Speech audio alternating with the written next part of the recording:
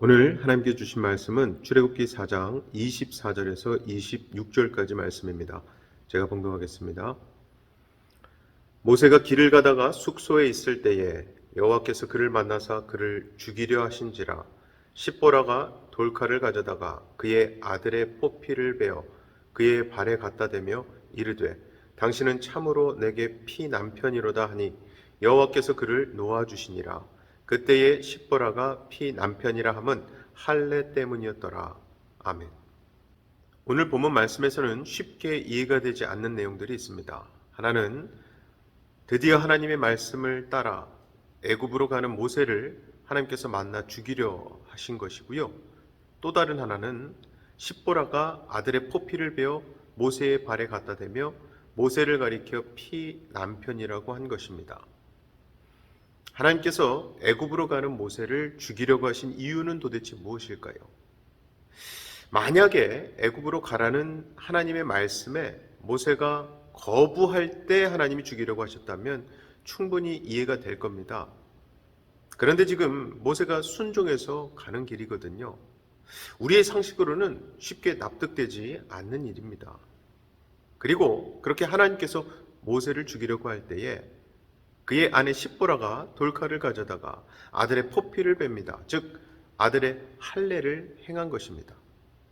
그리고 벤 그 포피를 모세의 발에 갖다 대며 당신은 참으로 내게 피남편이로다 라고 하자 여호와 하나님께서 모세를 놓아줍니다.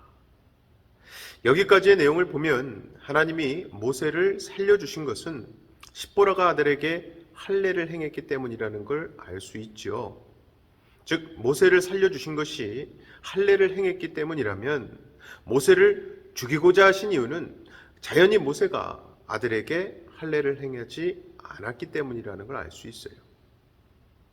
게다가 26절에서도 여호와께서 그를 놓아주시니라. 그때에 십보라가 피남편이라 함은 할례 때문이었더라 라고 말씀하시는 것을 보면 결국 오늘 본문 말씀의 키워드는 할례라는 것을 알 수 있습니다. 고로 십보라가 아들에게 할례를 행한 것을 보면 모세가 아들에게 할례를 행하지 않았다는 거겠죠. 바로 그것이 하나님이 모세를 죽이고자 하셨던 이유입니다. 이것을 단지 할례라는 규례를 행하지 않은 것에 대한 징벌의 의미로 생각할 수는 없습니다. 왜냐하면 여기에는 그보다도 훨씬 깊은 하나님의 의도가 담겨 있기 때문입니다. 자, 그렇다면 모세가 아들에게 할례를 행하지 않았던 이유는 무엇일까요? 성경은 이 문제에 대해 정확히 답을 하진 않지만 우리가 추측을 해보자면 모세가 80세가 되기까지 바로의 궁과 이드로의 집에서 계속 이방 생활을 한 것이 그 이유였을 겁니다. 그도 그런 것이요. 모세는 바로의 궁에서 40년을 살았고요. 그 궁에서 도망친 뒤 미디안의 이드로의 집에서 40년을 살면서 자연스럽게 하나님의 규례로부터 멀어졌을 것이거든요. 자, 아무리 그렇다 해도 하나님께서 모세에게 할례를 행하라 말씀하시면 될 텐데 왜 갑자기 다짜고짜 죽이려고 하신 걸까요? 이것은 모세를 애굽의 이스라엘에게로 보내서 하나님께서 하고자 하시는 일에서 우리가 생각할 수 있습니다. 하나님께서 모세를 애굽의 이스라엘 백성들에게 보내시는 것은 그저 단순히 이스라엘을 애굽에서 구원하기 위함이 아닙니다. 거기에는 앞서 우리가 봤던 말씀이죠. 본문장 22절에서 여호와의 말씀에 이스라엘은 내 아들 내 장자라 말씀하셨었어요. 즉 이스라엘을 하나님의 아들 장자로 만들기 위한 하나님의 뜻이 있는 거예요. 즉 이스라엘을 하나님의 아들로 만드시고 그 아들로부터 영광받고자 하시는 것이 하나님의 뜻입니다. 자, 하나님은 분명히 이스라엘을 내 아들, 내 장자라고 하셨지만 중요한 것은 하나님의 아들 된 이스라엘이 단순히 혈통적 의미의 아브라함의 자손을 일컫지 않는다는 거예요. 다시 말해서 애굽에서 고생하고 있는 히브리 민족을 하나님께서 아직은 당신의 아들, 당신의 장자 이스라엘로 간주하시는 것이 아니라는 거죠. 이번에 모세가 애굽으로 가게 되면요, 심판을 받을 대상은 애굽이 됩니다. 그런데 하나님이 지금 모세를 죽이려고 하셨다면 그것은 모세도 하나님께 죽임을 당해야 할 대상일 뿐이라는 뜻이 되겠죠. 즉 비록 모세가 아브라함의 후손인 히브리 사람이고 하나님께 보냄받아 이스라엘 자손에게 간다 해도 그것이 모세가 죽임을 당하지 않아야 할 이유가 되지는 않는다는 거예요. 그러므로 이번에 하나님께서 모세를 죽이려고 하셨다는 것은 모세를 심판의 대상인 바로와 애굽과 동일하게 취급하신다는 뜻이 됩니다. 그래서 고린도전서 15장 22절 말씀 앞부분 아담 안에서 모든 사람이 죽었다 하신 말씀이 진리죠. 모든 사람, 즉 애굽과 바로 왕 그리고 모세와 우리 모두가 이미 죄 아래 있기 때문에 모든 인간이 하나님 앞에서는 죽음의 대상일 뿐이라는 거예요.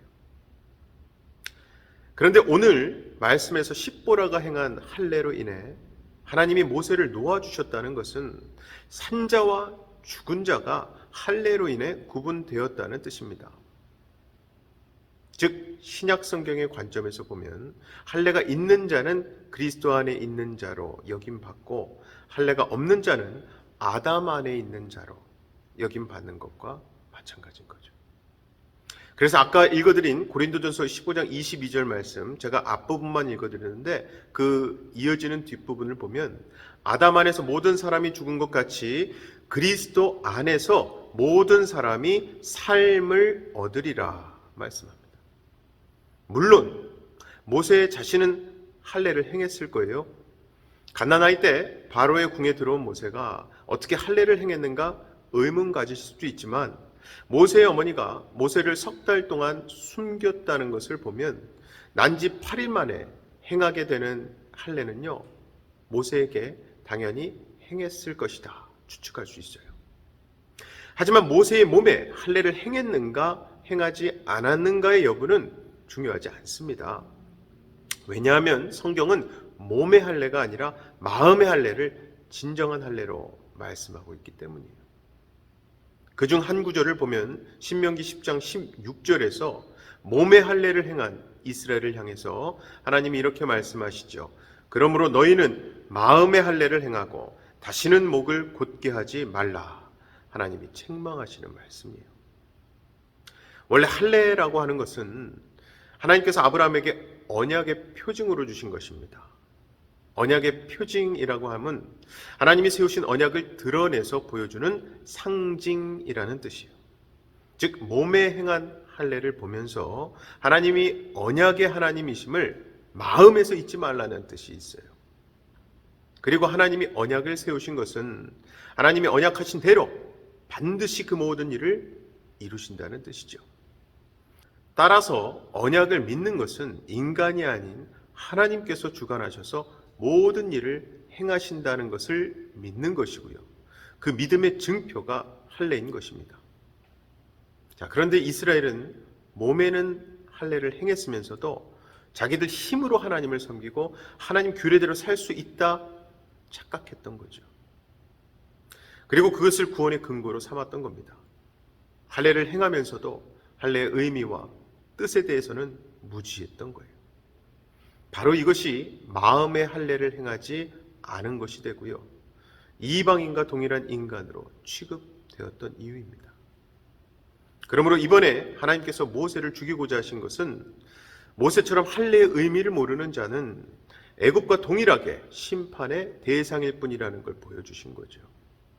그리고 하나님의 진짜 뜻은 애굽과 동일한 이스라엘로 하여금 할례의 진정한 의미를 알게 하셔서 하나님의 아들, 하나님의 장자가 되게 하는 것이었던 거예요.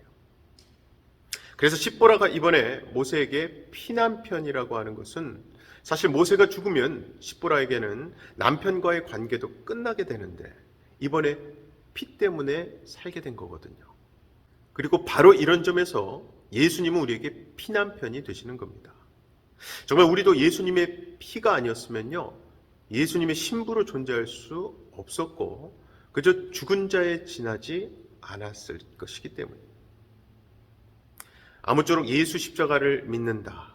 그분의 보혈을 의지한다는 것은 결국 마음의 할례가 있는 것이고, 그 할례로 인해서 하나님의 아들로, 자녀로 인정되는 것을 명심하시고, 오늘도 예수 십자가, 예수 보혈을 의지하시는 저와 여러분 되시기를 주님의 이름으로 간절히 축원합니다. 시간 다 같이 두 가지 기도 제목 놓고 기도하실 때에, 나를 당신의 핏값을 주고 사신 예수님, 내가 당신의 순결한 신부, 참 제자가 되게 해달라고 기도합시다. 두 번째는요, 백신이 보급되면서 코로나가 막판 기승을 부리는 것 같습니다. 하나님께서 코로나 종식시켜 달라고 기도합시다. 제가 기도하겠습니다. 사랑의 아버지 하나님, 감사합니다. 예수 그리스도의 피가 우리에게 보혈이 되는 것은 나로 하여금 죽을 수밖에 없던 존재에서 하나님의 자녀로, 예수 그리스도의 신부로 인침받을 수 있게 하신 귀한 피이기 때문인 줄로 믿습니다. 고로 우리의 신랑 되신 예수님, 그 예수 보혈을 의지하고 오늘도 죄에서 멀어지고 말씀 붙들고 승리하게 하시고, 특별히 코로나가 백신의 보급과 함께 더 기승을 부리고 있는 이때에 우리 성도님 모두를 영육간의 강건함으로 지켜주시고, 특별히 코로나가 하나님의 은혜와 능력 가운데 종식될 수 있도록 은혜 베풀어 주시옵소서. 믿고 감사드리며 예수님 이름으로 기도하옵나이다. 아멘.